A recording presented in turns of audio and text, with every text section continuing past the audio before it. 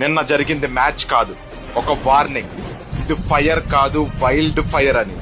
ఈ ఫైర్ ఎక్కడ మొదలైందో తెలుసా?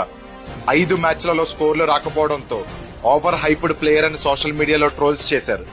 ఒక్క మాట కూడా స్పందించలేదు. తన బ్యాట్ ఒక్కటే జవాబు అన్నట్టు చరిత్రలో పేజీ తిప్పాడు. ప్రతి షాట్, ప్రతి బౌండరీ, ప్రతి సిక్సర్ హేటర్స్ గుండెల్లో బుల్లెట్ లా దూసుకెళ్లింది.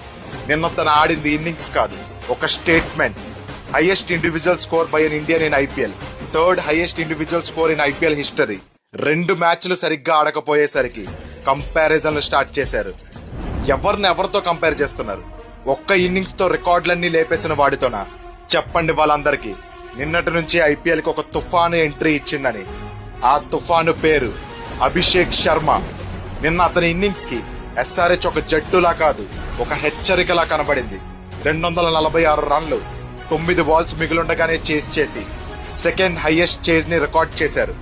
మా కాటేరమ్మ కొడుకులు ఇద్దరు ఆడితేనే డిస్ట్రక్షన్ ఈ రేంజ్ లో ఉంటే ఇంకా మిగతా వాళ్ళు కూడా ఆడితే ఎలా ఉంటుందో మీ ఊహకే వదిలేస్తున్నా.